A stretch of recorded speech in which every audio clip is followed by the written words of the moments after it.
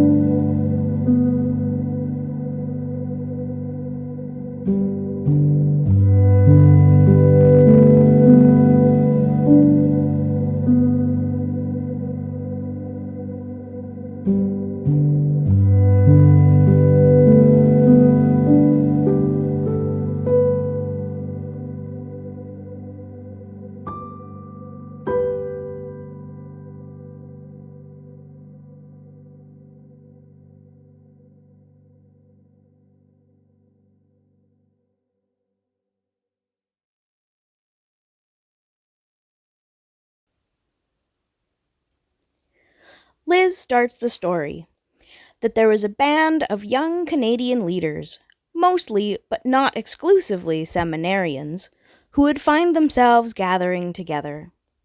It was informal at first, meeting up and being together at national events, then more intentional as they realized they saw things in similar ways. And then a manifesto was written, The Church of Our Imagination.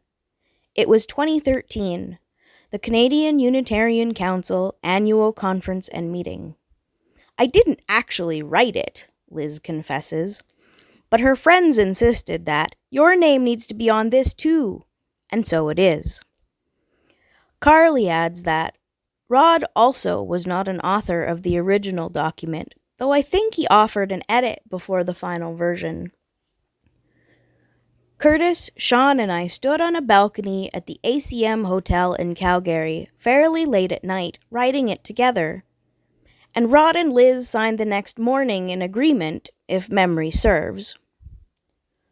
Lately, the manifesto is being shared again, used as opening words for a meeting, held up as an example of vision and inspiration, recognized as something of a prophecy. And so we return to the authors, asking them, how do you feel now about the Church of Our Imagination? What is the Church of your imagination today? And is that even the right question? What follows are their bittersweet reflections, their reconsidering of the message, what was missing and what is different now, and their wise questions for each of us today. The additional voices you hear throughout belong to members of the Canadian Unitarian Council staff and board teams, including both a youth and minister observer to the board. We thank you all for your support and dedication. The musical wisdom of the Reverend Wendy Luella Perkins holds us in gentle care as we reflect on our own lives and the churches of our own imaginations, as we remember Rod, no longer here in body, as we settle into the questions in this unsettled time. We light our chalice in the spirit of creation, for ideas that break through, for trust that builds, for possibility and hope. We light our chalice for people who come together, not because they have to, not because there was a rule, but because they love to laugh or sing or touch the land, to connect, to deepen, to be their messy, sacred selves. We light our chalice for love that grows through nature, knowledge, struggle, faith. First one shared story, then another, building history, adding on, making mistakes, and starting again. We light our chalice, knowing that it is one small flame, offering one small moment with the power to draw us onto common ground. And for this moment, this holy moment, we give thanks. Make a space in your life, a space for waiting. Make a space in your life, a space for dreaming. Make a space, make a space for loving. Make a space in your life, a space for being. Make a space in your life, a space for waiting. Make a space in your life, a space for dreaming. Make a space for loving. Make a space in your life, a space for being. Make a space in your life,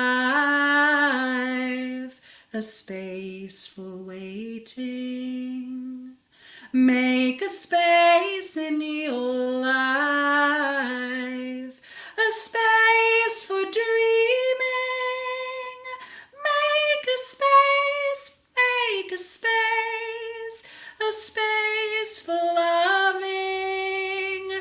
Make a space in your life, a space for being.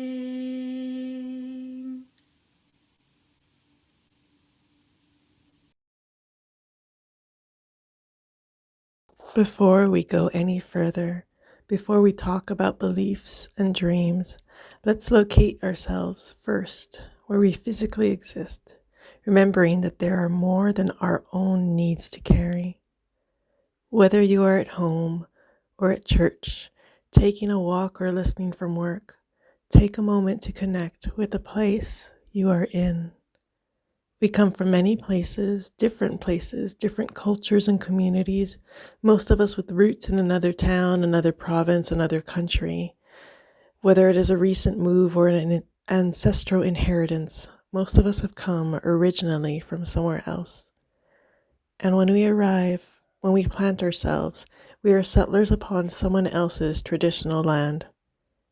It is our work to understand the histories, the relationships, the promises kept and broken. We give thanks for the privilege of making a home for whatever time we're given. We give our attention to the complicated histories that took place, that took space, that took everything from others. And we commit our efforts, our commitments, our resources to the work of living more equitable lives so wrongs may be righted and healthy relationships forged in a shared practice of being just neighbors on this stolen land. My original call to UU ministry came as a three-way call. First, from my experiences in UU community as a child, youth, and young adult.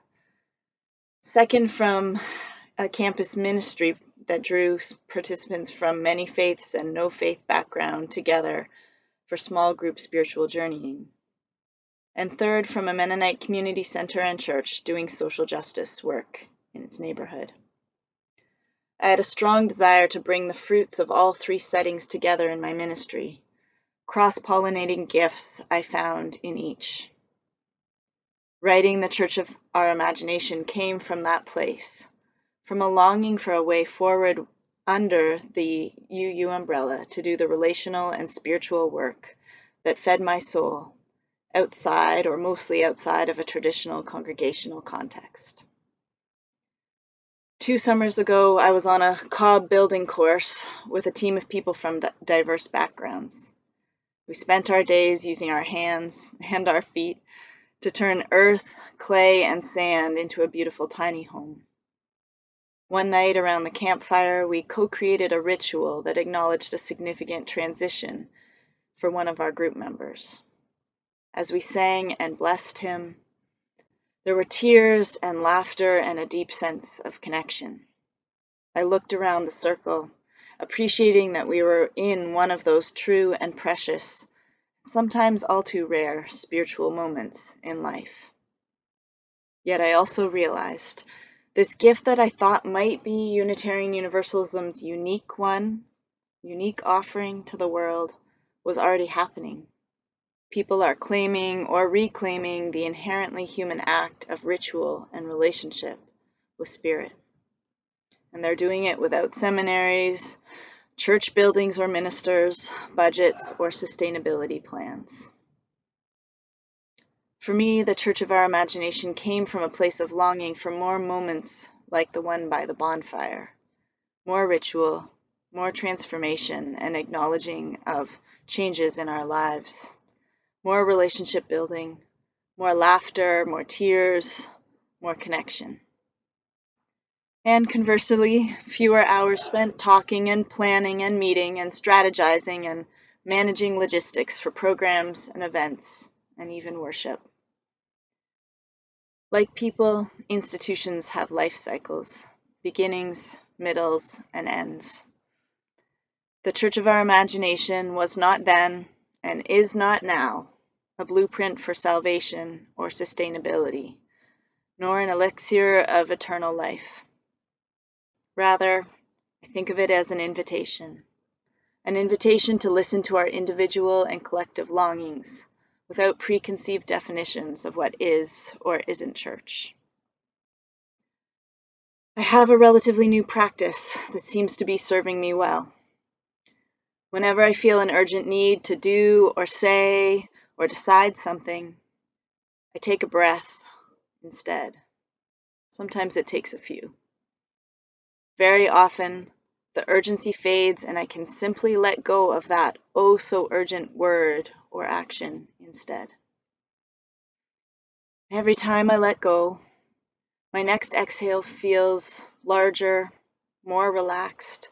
My shoulders drop and I feel pent-up energy and stress leave my system.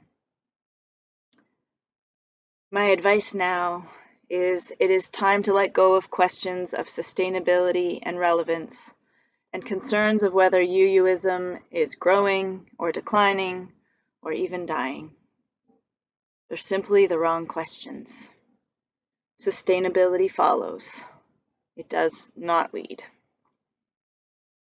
So instead, let go of urgency, let go of shoulds, let go of fixing or molding in a new or different image, especially on any short time frame. Let go of anxieties and fears and what-ifs. Let go of any notion or need to rescue or save. Let go of ego. Let go of any undue weight upon your shoulders. Take a breath and let it all go.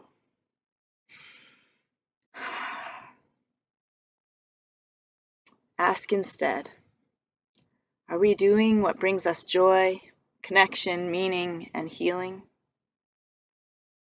Ask, do the time and resources, the effort we put into our activities feel in balance with the meaning of the activities themselves?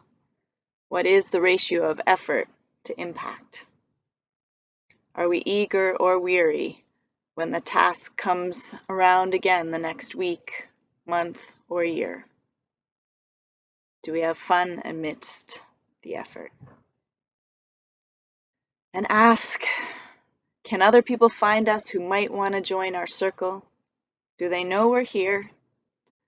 Do they know they're welcome? And is there room in the circle for them when they come, for the fullness of who they are and the gifts that they bring? If yes, in these 3 big areas, wonderful. If no, that is the work and the play ahead. Whether palliative or flourishing, my hope is the same for every person, organization, and institution. Let meaning and relationship be your guides. For every breath you take, as individuals and as people of shared faith, connect with joy, with passion, with ease and grace, and with one another, and let your hearts sing. Let everything else go. Do this whether there are millions or billions or just one more breath to take. For it is in those breaths that you will find the church of your imagination.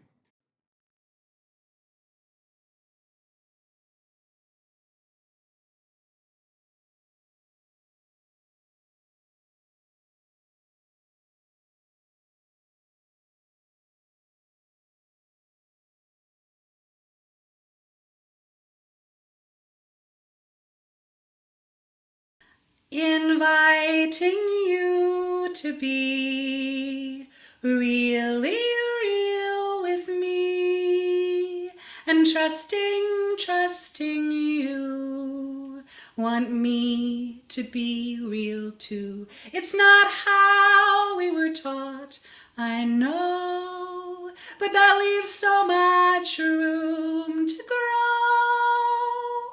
Inviting you to be really real with me, and trusting you want me to be real too. It's not how we were taught, I know, but that leaves so much room to grow. Inviting you to be really real with me, and trusting you want me to be real too. It's not how we were taught, I know, but that leaves so much room to grow. It's not how we were taught, I know, but that leaves so much room to grow.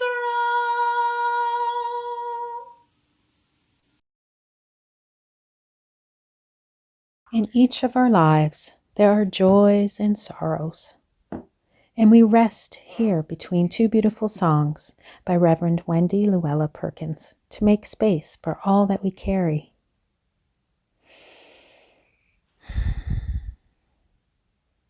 For all of the experiences, all of the feelings, all of the gifts and challenges and hopes, we make space.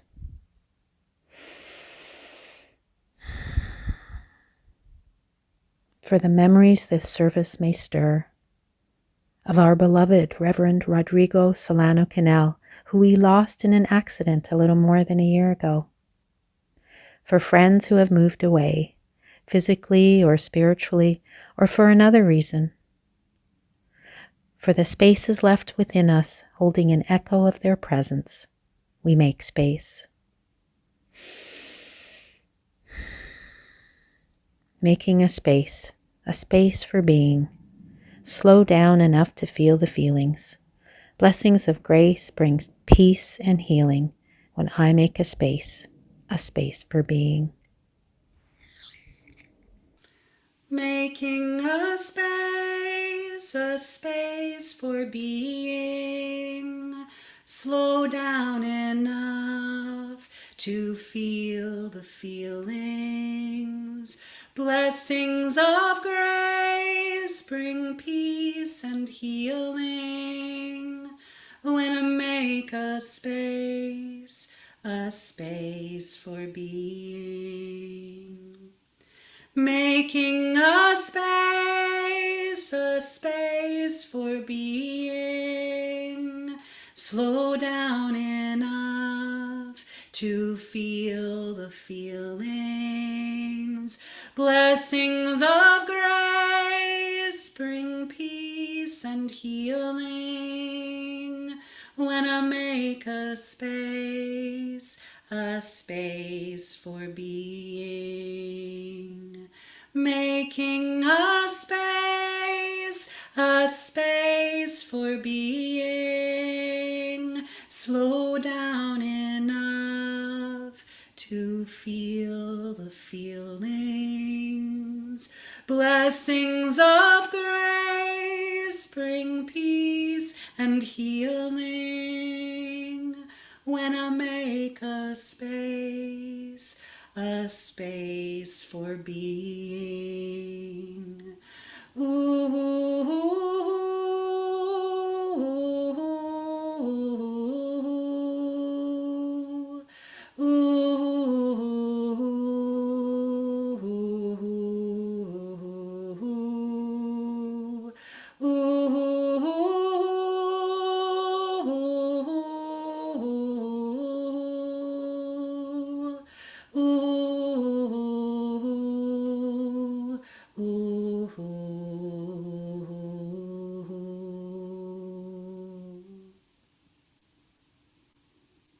Hi, Canada.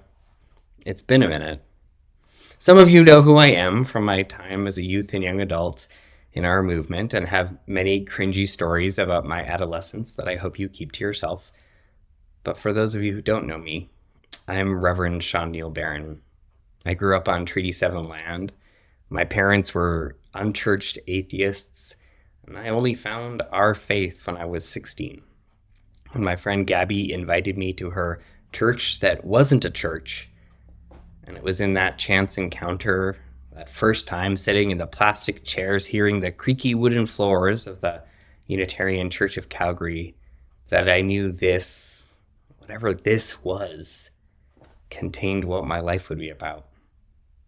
That was in 2006. And here I am in my office in 2024, a minister of a UU congregation in northern Colorado, which is a 14-hour drive from Calgary, a congregation I've served for 8 years and who I love. I'm being asked to reflect on something that I co-wrote over 10 years ago. I gotta admit, it's kind of emotional. I wish when I read those words now, it didn't touch on such heartbreak. Not just about losing Rod, but of course that's a part of it. But on my journey from Calgary to Colorado, there have been many heartbreaks.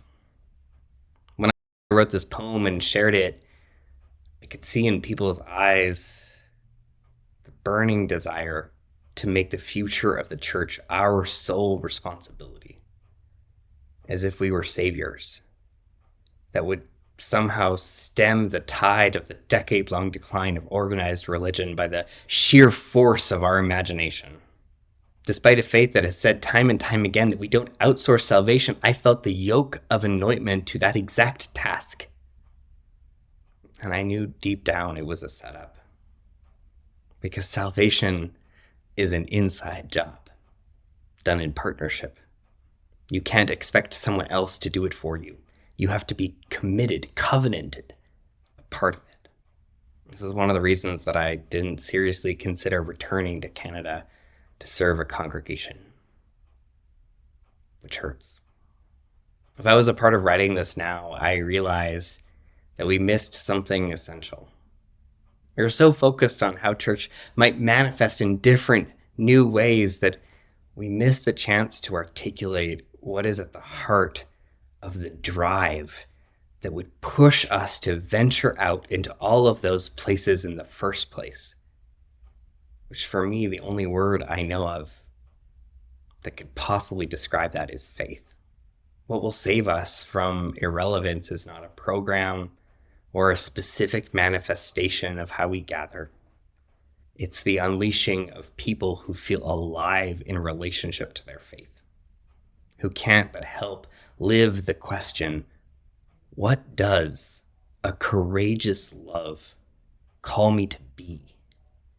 What does it call me to do? And with whom? The cultivation of faith, that tending to that which we are loyal to, that which we depend upon, that which calls us beyond ourselves, invites a humility in the face of life's paradoxes.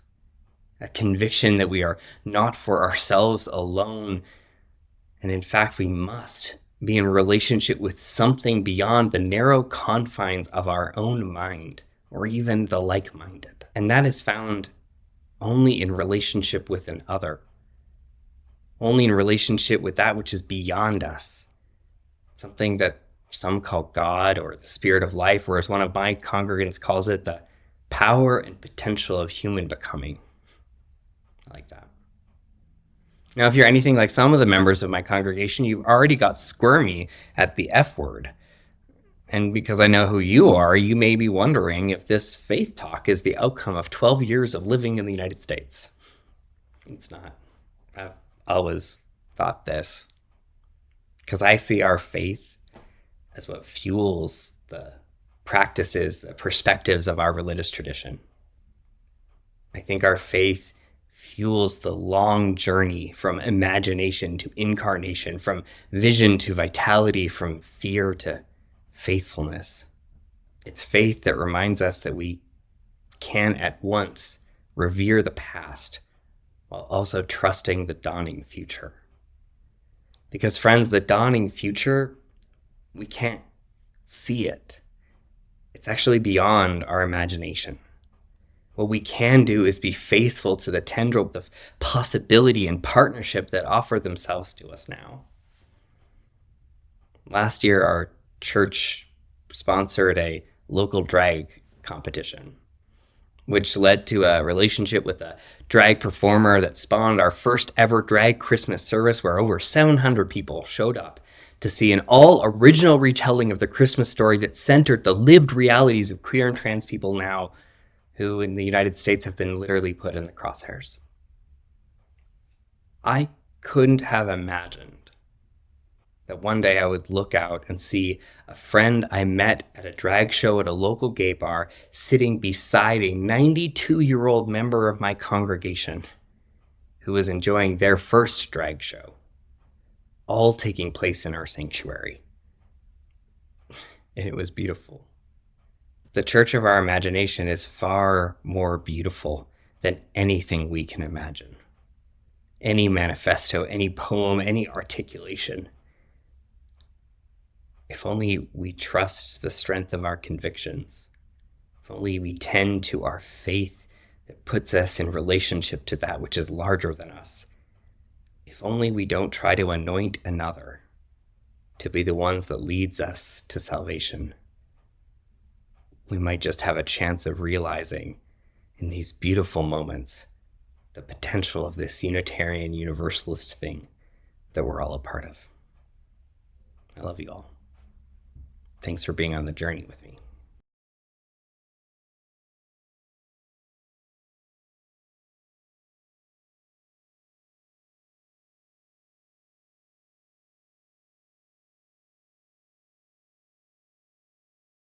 So many ways that this could go, not in my power to even know, not in my power to even know. So many ways that this could go, so many ways that this could go, not in my power to even know, not in my power to even know. So many ways that this could go, so many ways that this could go. Not in my power to even know. Not in my power to even know. So many ways that this could go. So many ways that this could go. Not in my power to even know. Not in my power to even know. So many ways that this could go.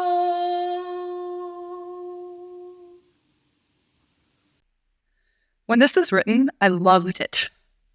I was at a time where I was having so many conversations about including what I would come to refer to as diverse expressions of UUism. And I felt really alone. And these words meant that there were other people who were like me, and they were a breath of oxygen for me when I needed them the most. And I still love those words, and I think we should keep using them, but I also think that there is a lie hidden in there, and that lie is hurting us, and that we should talk about it. I'm going to start with a story from when I was in my late teens. I was part of the Mennonite church at the time. This would have been like the 90s, so there was not a lot of mainstream churches were not yet accepting gender or sexual diversity at the time. But I was making a speech. I was making a speech about sexual diversity, and I remember ending with the words, "I think that we should allow gay people in our church." And the pastor, who was very wise, more liberal than his congregation and maybe more liberal than me, said, "Liz, we have hundreds of members. Of course, we already have gay people in our church. The question isn't, do we allow them in or not? The question is, do we acknowledge who they are? Do we lift up their stories as legitimate? And do we figure out how to serve their needs, just like we would figure out how to serve the needs of any church member?" And then he added, "And when someone is a part of a community, it's not good to talk about them as though they're not there." So today, the Church of Our Imagination Manifesto reads to me like we are talking about diverse expressions of UUism as though they are not there. And we are here. We're here today, and we were here when the manifesto was written. So you think about things like Unicamp, a community of tremendous depth, an anchor UU community for many people who don't have congregations and many people who do have a congregation. Or lay chaplains. If we're going to talk about UUism beyond walls, lay chaplains go out into the community and they use Unitarian Universalism to serve people at these crucial moments in their lives. Or even like there are newer expressions, or what we think of as new, things like soulful singing with Reverend Wendy Lilla Perkins, which is this community of extraordinary depth and connection. And it's been around for years, 4 years I think it is. The Hysterical Society, more about breadth than depth, has about 270,000 members, tells people about Unitarian Universalism. It's been around for, it will be a decade this March. So I work for an organization called Mirth and Dignity, which supports these diverse UU expressions. And so I'm always immersed in this world, and I can tell you it's vibrant. It's teeming with life. We are not at a do we allow these people in UUism moment. We are in a it is not good to talk about people as though they're not there when they are moment. And the task now is to figure out how to acknowledge these communities as legitimate, how to lift up their stories, and how to serve their needs just as we serve congregational communities. Because the manifesto doesn't just talk about the existence of diverse expressions of UUism, it also talks about a dynamic and symbiotic relationship. And that relationship is often one-sided in many ways. So at both Mirth and Dignity and the Hysterical Society, we think about that relationship really intentionally. We think, how do we serve congregations? How do we do a good job of providing name recognition? How do we funnel people into congregations when they're interested in going deeper? How do we provide direct resources like funny worship resources? Or we have a preaching program. We have a workshop where we take some of the things we've learned and teach them to congregations that are looking to adapt. We think about our relationship to congregations and how we are serving them. I do that personally too. I am firmly anchored in this world of diverse Unitarian Universalism, And I am a member of a bricks and mortar congregation, and I serve there with my time. I pledge with my dollars. And when I talk about my UU identity, I talk about both pieces because I take that relationship and that diversity really seriously. So I would invite you to think about how you think of more and less pieces of UUism and what is legitimate and which stories are lifted up. And think about what you support. So if you are a member of two communities like a congregation and Unicamp or the Hysterical Society, how do you choose what you support and what you donate to? When you talk about being a Unitarian Universalist, do you tell the whole story or do you preference one piece? Or if you think about the organizations you're a part of, if you're a member of a congregation, for example, do you know if they support diverse expressions of Unitarian Universalism? Do you know if they look to receive benefit from diverse expressions of UUism, if they know what's going on in that world and are interfacing with it in a way that's beneficial to both? Or if you're a member of the CUC, which you are, because we all are, when the CUC goes out of its way to support diverse expressions of UUism, are you excited about that, or do you kind of wish that they'd go back to focusing just on congregations? Diverse expressions of Unitarian Universalism are here. We have been here for decades. We are as UU as you are, and we are as committed as you are. We are waiting to be acknowledged and supported. The Church of our Imagination is a reality, and imagine what would happen if we claimed that reality as ours.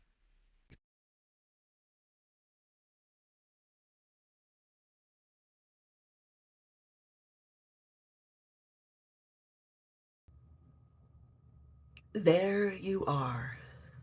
Here we are, all of us together, representing a multitude of ways that Canadian Unitarian Universalists and their friends show up and express themselves, living their values in work, in play, in life.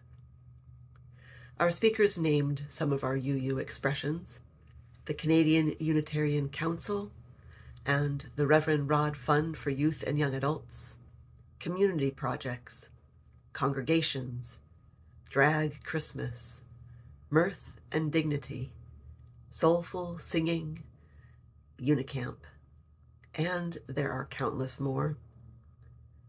We hope that you will make time to listen to the UU Expressions docuseries that only begins to shine a light on the possibilities for Canadian UUs. In this offertory call, we invite you to ask yourself the question Liz just raised. Diverse expressions of Unitarian Universalism are here. How do you choose what you support and what you donate to? And we ask you to contribute as you are able to your local congregation, to the Reverend Rod Fund, to the expressions and organizations that serve your community, to the causes and projects that you believe in. This code takes you to an info sheet to help you find the groups we've heard about today, and we'll keep adding to it as we go. Thank you for your generosity of spirit, time, effort, and resources.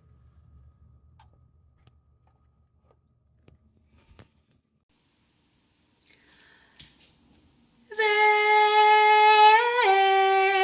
you are, here I am, showing up with each other again, showing up with each other again. There you are, here I am. There you are, here I am. There you are, here I am. Caring with each other again, caring with each other again. There you are, here I am. There you are, here I am. There you are, here I am. Discovering each other again, discovering each other again. There you are, here I am. There you are, here I am. There you are, here I am. Learning with each other again, learning with each other again. There you are, here I am. There you are, here I am. There you are, here I am. Imagining with each other again, imagining with each other again. There you are, here I am. There you are, here I am. Reverend Carly Merler invites us to consider, are we doing what brings us joy, connection, meaning, and healing? Can other people find us who might want to join our circle? And is there room in the circle for them when they come, for the fullness of who they are and the gifts that they bring? Reverend Sean Neil Barron asks us, what does a courageous love call me to be, to do? And Liz James reminds us that the church of our imagination is a reality and challenges us to imagine what would happen if we claimed that reality as ours. Thank you.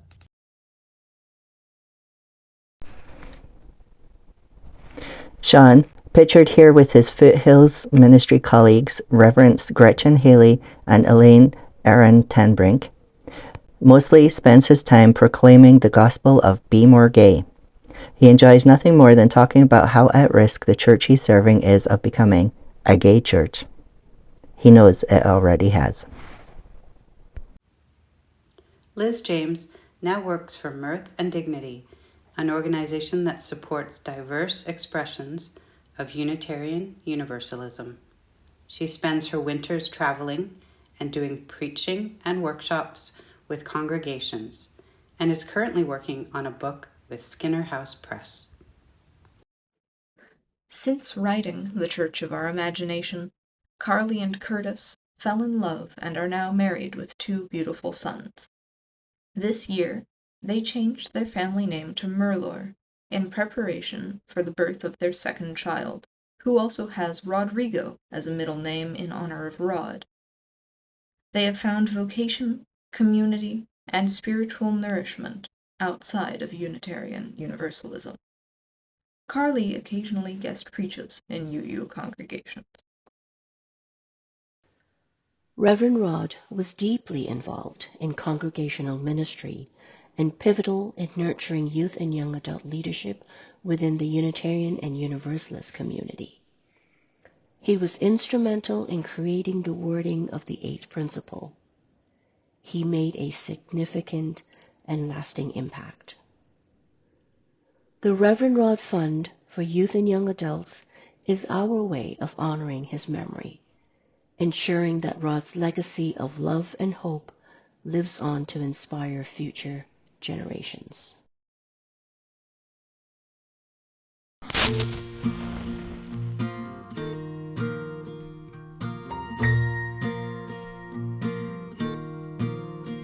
There are days when you're tending the embers, when the flame flickers down to a spark, when the shadows grow long in your